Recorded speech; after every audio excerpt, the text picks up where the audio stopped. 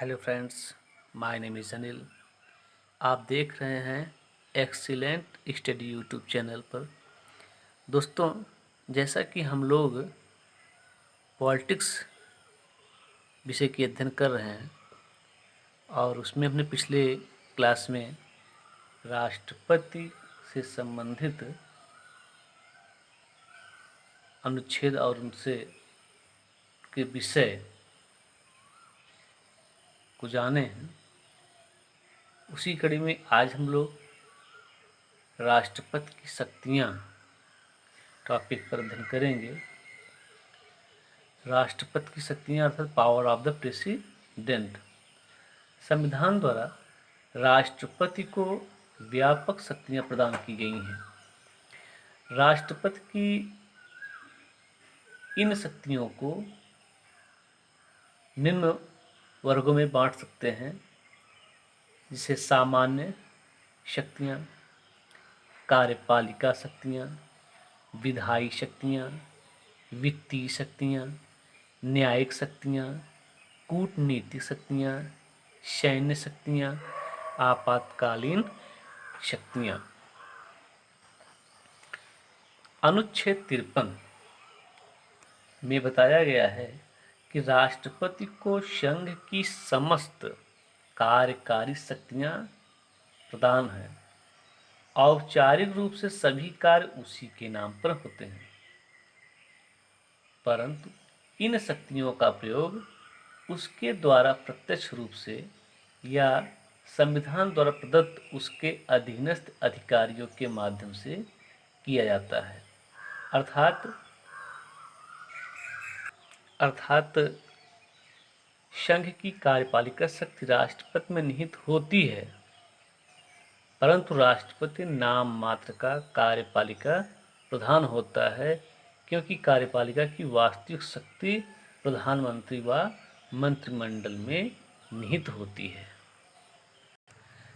राष्ट्रपति के अधिकार एवं कर्तव्य में नियुक्ति संबंधी अधिकार है, जिसमें वह भारत का प्रधानमंत्री के सलाह पर मंत्रिपरिषद के अन्य सदस्यों को, सर्वोच्च एवं उच्च न्यायालय के मुख्य न्यायाधीश को, भारत के नियंत्रक एवं महालेखा परीक्षक, राज्यों के राज्यपाल, मुख्य चुनाव आयुक्त एवं अन्य चुनाव आयुक्त, भारत के महान्यायवादी, राज्य के मध्य समन्वय के लिए अंतर्राज्यीय परिषद के सदस्य, संघीय लोक सेवा आयोग के अध्यक्ष और अन्य सदस्यों, संघीय क्षेत्रों के मुख्य आयुक्तों, वित्त आयोग के सदस्यों, भाषा आयोग के सदस्यों, पिछड़ा वर्ग आयोग के सदस्यों, अल्पसंख्यक आयोग के सदस्यों, भारत के राजदूतों तथा अन्य राजनयिकों, अनुसूचित क्षेत्र में प्रशासन के संबंध में रिपोर्ट देने वाले आयोग के सदस्यों आदि की नियुक्ति जो है राष्ट्रपति के द्वारा की जाती है। विधायी शक्तियों में संसद के सत्र को आहूत करना, सत्रावसान करने तथा लोकसभा भंग करने संबंधी अधिकार राष्ट्रपति के पास ही है। संसद द्वारा पारित विधेयक राष्ट्रपति के अनुमोदन के बाद ही कानून बनता है। संसद सदस्यों के मनोनयन का अधिकार, अध्यादेश जारी करने की शक्ति अर्थात संसद के स्थगन के समय अनुच्छेद 123 के तहत अध्यादेश जारी कर सकता है, जिसका प्रभाव संसद के अधिनियम के समान होता है। सैनिक शक्ति, सैन्य बलों के सर्वोच्च शक्ति राष्ट्रपति में सन्निहित होती है, किंतु इसका प्रयोग विधि द्वारा नियमित होता है। राजनैतिक शक्ति, दूसरे देशों के साथ कोई भी समझौता या संधि राष्ट्रपति के नाम से ही की जाती है। क्षमादान की शक्ति, संविधान के अनुच्छेद 72 के अंतर्गत राष्ट्रपति को किसी अपराध के लिए दोषी ठहराए गए किसी व्यक्ति के दंड को क्षमा करने, उसका प्रविलंबन, परिहार और लघुकरण की शक्ति प्राप्त है और वह मृत्यु दंड को भी क्षमा कर सकता है, कम कर सकता है, मृत्यु दंड पर रोक लगा सकता है। राष्ट्रपति की आपातकालीन शक्तियाँ। आपातकाल से संबंधित उपबंध भारतीय संविधान के भाग 18 के अनुच्छेद 352 से 360 के अंतर्गत है। युद्ध या बाह्य आक्रमण या सशस्त्र विद्रोह के कारण लगाया गया आपात अनुच्छेद 352 में दिया गया है।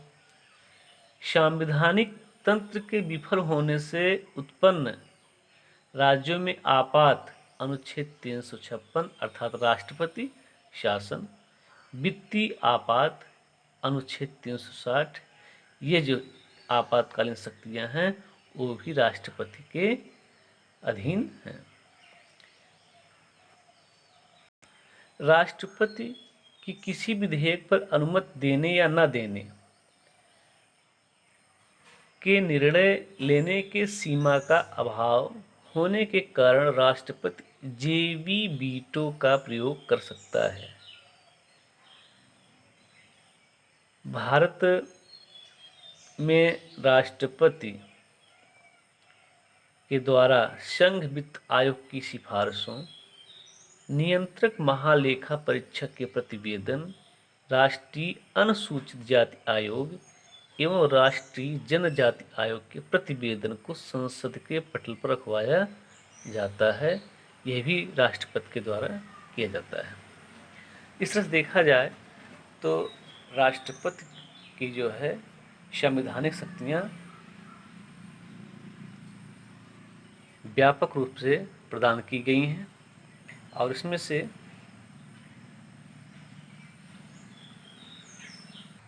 भी परीक्षा उपयोगी प्रश्न काफ़ी बनेंगे।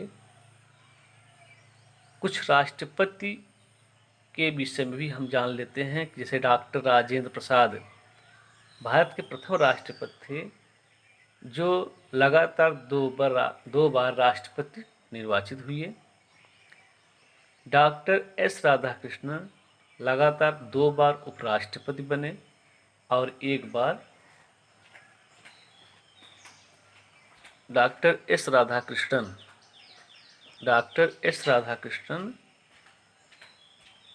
लगातार 2 बार उपराष्ट्रपति तथा 1 बार राष्ट्रपति बने। केवल वीवी गिर के निर्वाचन के समय दूसरे चक्र की मतगणना करनी पड़ी थी। नीलम संजीव रेड्डी ऐसे राष्ट्रपति हुए जो 1 बार चुनाव हार गए परंतु दूसरी बार निर्विरोध चुने गए थे। अब भारत की प्रथम महिला राष्ट्रपति प्रतिभा देवी सिंह पाटिल हैं। धन्यवाद।